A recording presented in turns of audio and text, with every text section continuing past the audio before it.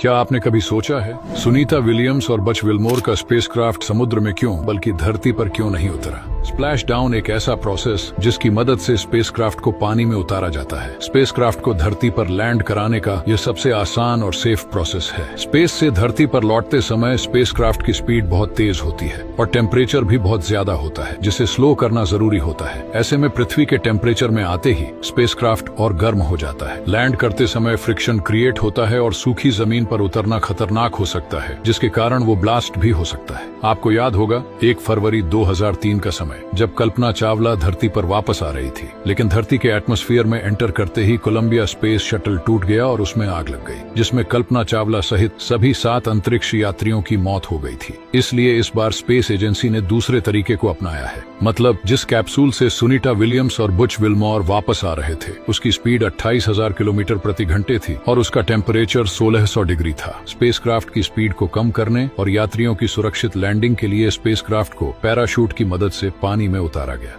दोस्तों, आप सबको तो पता ही होगा कि हमारे सौर मंडल का सबसे बड़ा ग्रह जुपिटर है। यह इतना बड़ा है कि इसमें 1300 पृथ्वी समा सकती है। लेकिन क्या आपको पता है कि इस ब्रह्मांड में ऐसे भी ग्रह मौजूद है जिनके सामने जुपिटर भी बच्चा दिखता है? और उन्हीं में से एक ग्रह है जिसका नाम वोस 17 भी है। यह ग्रह भी गैस का बना हुआ है, जो जुपिटर से 2 गुना बड़ा है। पर भले ही यह ग्रह जुपिटर से बड़ा है, लेकिन मास में यह ग्रह जुपिटर से भी आधा ही है। और यह ग्रह जिस तारे की परिक्रमा करता है वो भी हमारे सन से काफी बड़ा है। वो 17b ग्रह अपने तारे का एक चक्कर 3.7 दिन में पूरा करता है। इसको साल 2009 में खोजा गया था, जो पृथ्वी से करीब 1324 लाइट ईयर्स की दूरी पर मौजूद है।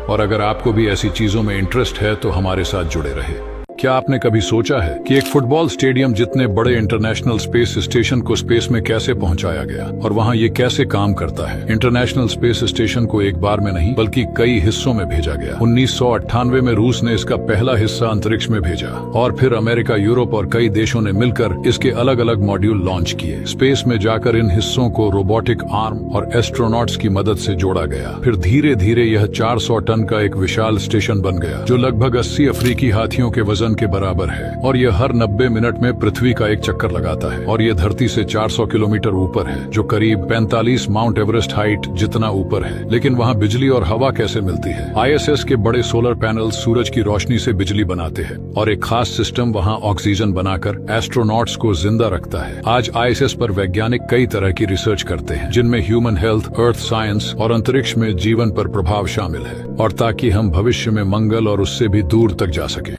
क्या आप जानते हैं ब्रह्मांड में कुछ ऐसे भी ग्रह है जहां पर हीरो की बारिश होती है?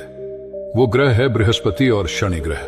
ये 2 ऐसे ग्रह हैं जिसके वातावरण में बड़ी मात्रा में कार्बन मौजूद है। जब मौसम के बदलाव के कारण कार्बन पर बिजली गिरती है तो कार्बन हार्ड होकर ग्रेफाइट में बदल जाता है और नीचे गिरने लगता है, जहां पर एटमॉस्फेरिक प्रेशर तब तक हार्ट बनाता जाता है जब तक वह हीरे में परिवर्तन ना हो जाए, जिससे वहां पर हीरो की बारिश होने लगती है। और अगर आपको भी ऐसी चीजों को जानने में दिलचस्पी है तो हमारे साथ जुड़े रहे। क्या आपको पता है कि दुनिया में ऐसे भी देश हैं जहां कभी रात नहीं होती है और इन जगहों पर 24 घंटे सूर्य निकला रहता है? जिसमें पहले नंबर पर आता है नॉर्वे, जिसे दुनिया के सबसे खूबसूरत देशों में से एक माना जाता है। इस देश में मई से लेकर जुलाई के आखिरी तक सूरज डूबता ही नहीं। यहाँ केवल 40 मिनट के लिए रात होती है।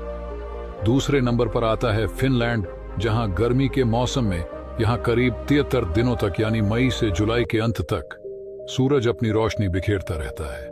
नंबर 3 पर आता है अलास्का। यहां मई से जुलाई तक सूरज नहीं डूबता है। अलास्का अपने खूबसूरत ग्लेशियर के लिए जाना जाता है। नंबर 4 पर आता है कनाडा। ये दुनिया का दूसरा सबसे बड़ा देश है। कनाडा का नूनावुत शहर काफी खूबसूरत है। यहाँ 2 महीने सूरज डूबता ही नहीं। यहाँ के उत्तर पश्चिमी इलाकों जैसी जगहों में गर्मी में सूरज तकरीबन 50 दिन तक चमकता रहता है।